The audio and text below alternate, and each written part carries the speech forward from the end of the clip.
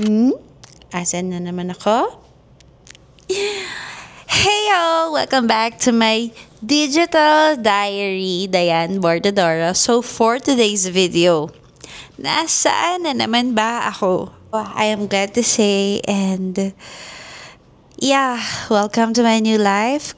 Condo living here in the heart of BGC. So here's my unit. Charot! Hindi. Syempre hindi. I only booked this in Airbnb. Hindi pa natin kaya mag-condo living, ate ko. Hindi kaya ng ating bulsa. Because, you know, it's so expensive. But yeah, we will do condo living for a day. Yes, it's just for a day here in BGC. Yeah, later, I will do a room tour. But, syempre, kakarating lang natin. So, we have to work. Actually, kaninang umaga nag-work na ako, and then yung break ko is ginamit ko papuntang travel dito. And yes, I'm here. And wag na tayong masyadong marami intro. I have to work pa. So, see you later. Adobe Premiere on mobile. It's fast, free, and uncluttered. With a multi-track timeline built for on-the-move editing, you can...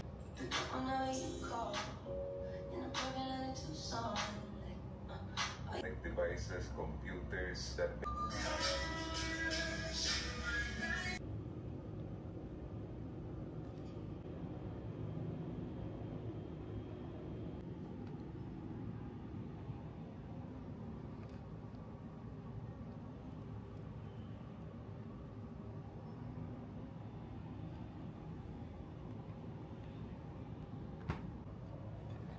5 p.m. out! Already 5 p.m. Nag-out na ako, so mag-room tour na tayo. Huwag na masyadong eme-eme. From the door, ito na kagad siya. Ang ating CR. So, ilaw. Ayan. So, pagpasok mo, that's the CR of our Airbnb. And then, big mirror! So, ayan, meron tayong big mirror. And, syempre, may sink. And here sa sink is my hand soap. Ay, hindi ko siya mabuhat because it's glass. So, that's our hand soap. And here is our shala-shala na toilet. Oh, Japan pa yan. And then, paglipat natin dito is meron tayong mga sabitan ng ating towels and all. If yung mga damit na pamalit mo. Here, sa tapat ng ating toilet is the tissue holder. And this is our shower. Ayan. So, we have here shower curtain na nagde-divide from the toilet and the shower. So, here, ito yung shower natin. And then, here, ang cute lang kasi merong dalawang stairs yung ating shower area. Meron na rin provided na body wash, shampoo, and conditioner. If you want na mag-a-accommodate ka here sa Airbnb na to, no need to bring your shampoo and conditioner and body wash. Meron na silang available. And next, paglabas natin here sa ating CR, ang cute lang kasi meron itong stairs na wood para talagang mabigyan ng justice na Tarzan-inspired or jungle-inspired yung accommodation. And, cute. Take off your shoes. Syempre, take off your shoes. Dito natin yan ilalagay sa...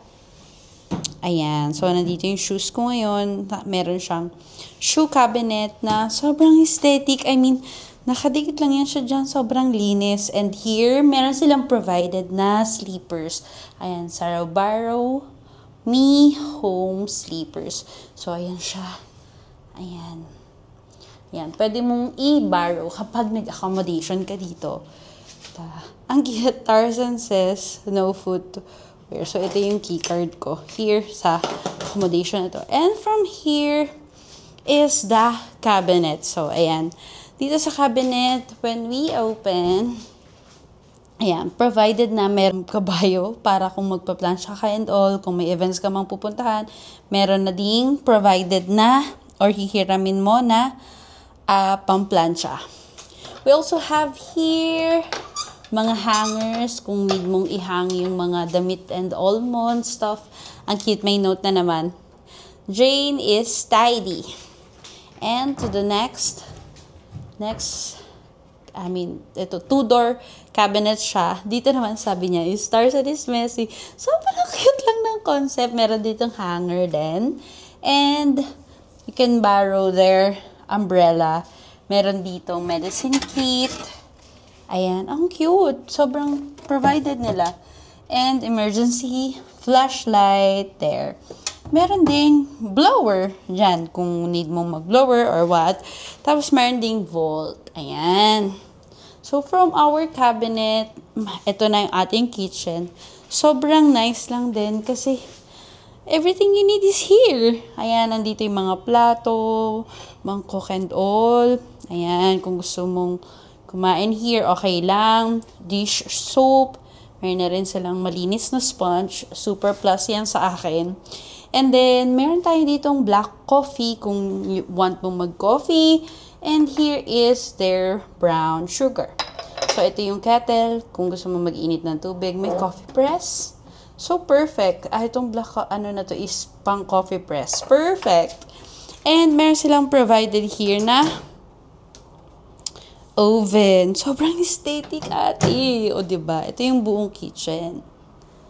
Ayan. That's the whole kitchen. And from here, diba? Sino ka dyan? Ang cute-cute ng malaking sombrero na yan. Talagang nagbigay siya ng accent dito sa Airbnb. And the plants. And ito ang ating dining. What I love about this dining table is ang cute lang niya kasi diba, for 4 persons lang siya. Pwede pa siyang maging 4 to 6 persons because of this. Pwede mo siyang i-extend. Diba ang cute? And then, here naman we have their sofa para sa living area vibes niya. Ang cute lang. O, diba? Nag-complement yung bag ko. Ayan. Tapos, merong lampshade doon na ang cute. Tapos, ito yung working area of which, dyan ako nag-work kanina. Nag-log out na ako. So, yeah. Tapos, meron dalawang beanbag dito na nagkikreate ng cute silang talaga na vibe. Ayan. So, ito yung view mo when you will book this Airbnb. This will be your view. Ayan. Talagang nasa heart of BGC ka. Ayan yung mga companies. Ayan. Talagang sulit. Kasi, walking distance mo lang yung mga companies and all kung saan ka man nag-work. If ever, you will book this Airbnb. And lastly, ito talaga, hinuli ko siya kasi sobrang cute na kita ko. Alam mo kasi nung pinuko tong accommodation na to, actually, ito talaga yung nakapukaw ng ice ko para ito, okay, ito yung ibubook ko. Ay, sobrang arte. Siyempre, aside from the big window, talagang fantasy condo living. Aside from that big window. So, ito siya. Pakita ko sa inyo. That is our bed. So, ayan siya. Hindi ko alam kung queen size or double size yung bed niya. But, kasya dito ang 2 person. So, ayan yung vibe niya na jungle.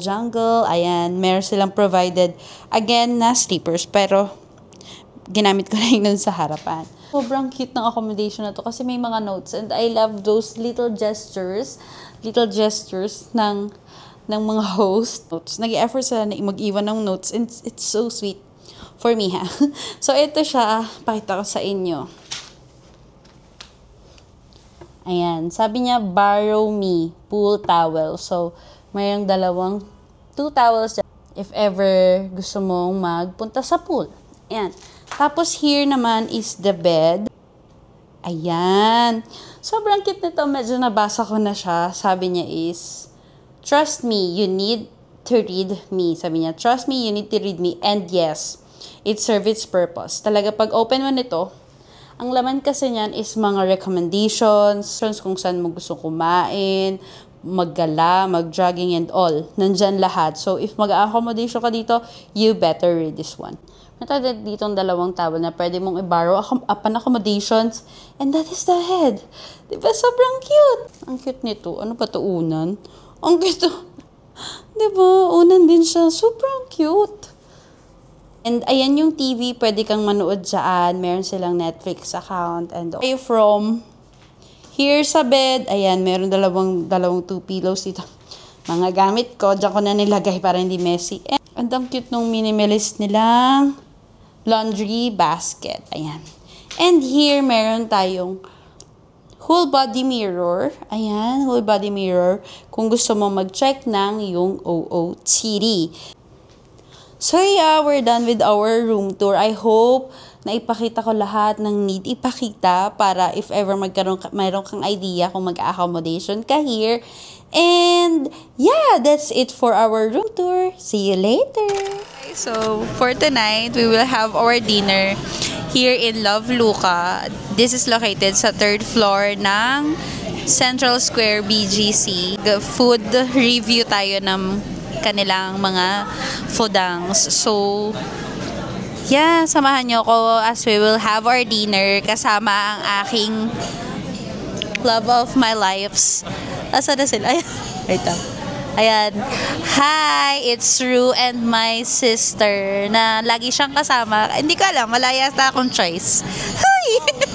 We'll have our food review for tonight. So, samahan nyo ko na tikman itong, ano to?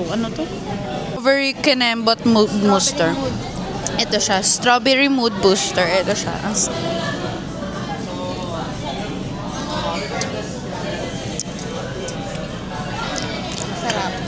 Ang sarap. Kaso tumapon na siya. Sobrang dami. Ayan, dumarating na paunti-unti ang aming order. So, para mag-start na kami kumain kasi gutom na kami. Montage na lang with kasamang rates. Okay, bye.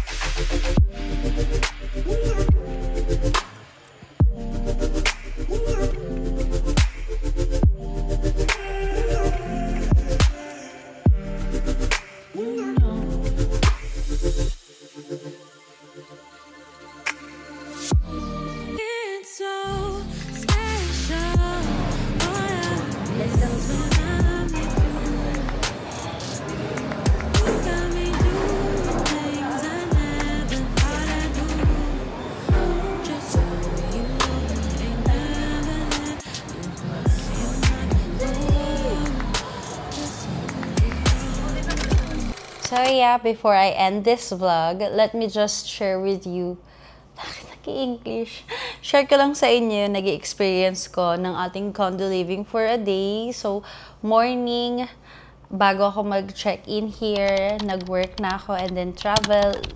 I mean, nakwento ko na yata or nasabi ko na kanina sa video. And nag-house tour na din tayo. So, ipinakita ko na sa inyo yung mga makikita dito sa Airbnb na ating pinag-check-inan.